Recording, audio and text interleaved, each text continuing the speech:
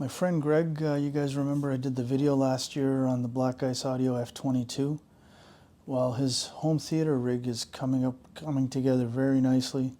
Again, he's been kind of depending on me to kind of get everything set up and going. And again, he was great to host our DAC It Out event there a couple of months ago. Well, he's basically got an all-tube home theater. The only thing that's not tubes in his rig is his Atmos amplifier, which is the same as what I've got, the Emotiva Bass X4 channel, and the Marantz AV preamp. Those are the only non-tube things in his audio chain as far as the amplification side is concerned. And we just recently added some RSL 10-inch speedwoofers, whatever they call it. Fucking amazing for the price, and they gave him a 5% discount because I told him to buy 4. They're bigger than my 12-inch sealed box SVSs, which he's got a big room to fill, right? So the bigger cabinet with the smaller driver, and they were so easy to set up. The front wall, they're in phase, the 2 subwoofer pairs. The 2 rear ones are basically just like my setup. They're, facing each other. The rear ones are out of phase, 180 degrees. And, I mean, everybody loves to measure shit and all the other crap. Well, fuck, I got 2 ears, motherfucker. I use them. I basically dialed them in at 50% volume gain. Put a 60 hertz crossover, right, to go with the Philharmonic BMRs. Beautiful, We fired up the front 2 first because they were the easiest to wire up. And then the rear 2, we've got some cabling issues that we're resolving, but I did a quick test on one of them. Worked great.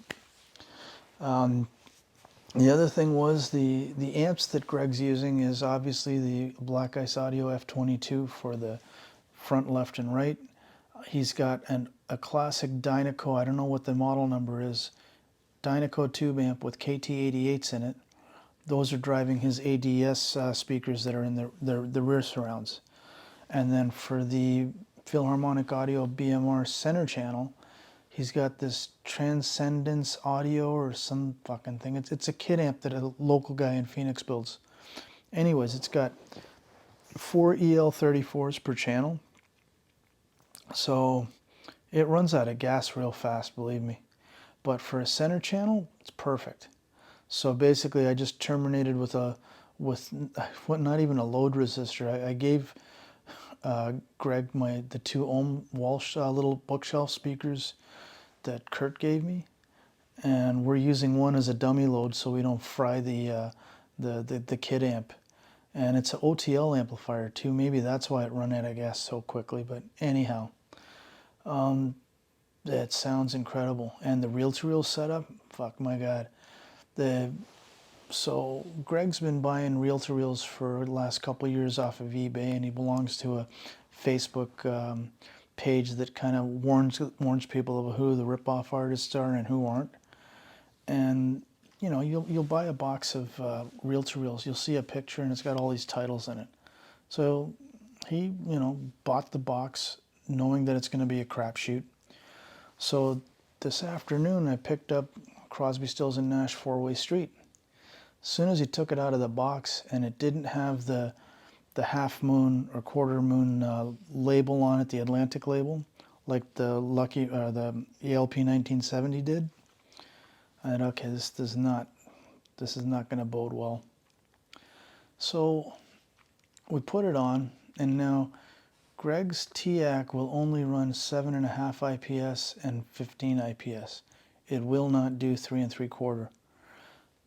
We put it in, and remember, this came out of an original box. So the original box said that it was, 7.5 IPS, right?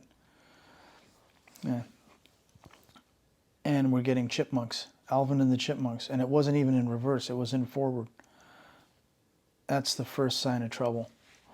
So not only did they copy of a copy, and God knows how many copies that was, they did it at the slower speed just to save tape. Bullshit. So I'm like, okay, so he got ripped off on that one. Okay, so we grabbed the David Crosby, If I Can Only Remember My Name, reel-to-reel, original reel with the quarter moon label on there, nice and clean. I did a DSD rip with his Tascam DA3000, same like what I've got.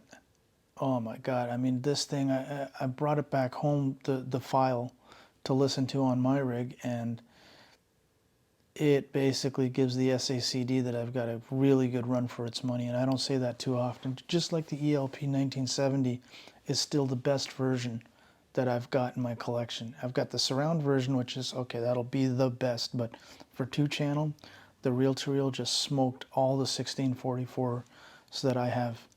You know, the same thing with the David Crosby.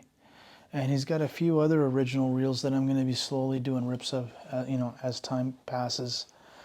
And but really, the rig over there is coming along really well.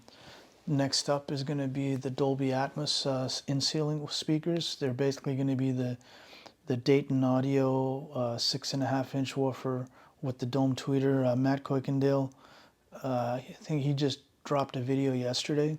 He didn't really do too much of a review on how they sounded, but mostly a description. What, you know, we're going to use 4 of them for the Dolby Atmos in-ceiling, so I'll let you guys know in a couple of weeks how that went.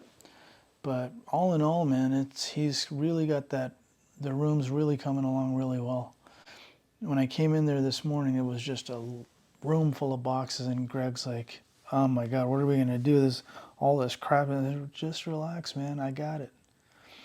He pulled everything out of the boxes. We got rid of the cardboard boxes. I set everything up, ran the RCA cables where they needed to go. The only limitation with the RSL Speedwoofer 10s, there's no speaker or high-level inputs like there are on the SVSs. Not a deal breaker as far as Greg's rig's concerned. We just use the LFE for all 4. And the Marantz is limited to 2 subwoofer outputs, whereas my Onkyo has 2 pairs of subwoofer outputs, right? And also the Marantz that he has, the AV preamp, has no auxiliary in XLRs, you know, but obviously it's got 7.1 RCA ins. So we were able to utilize all that stuff, no problems.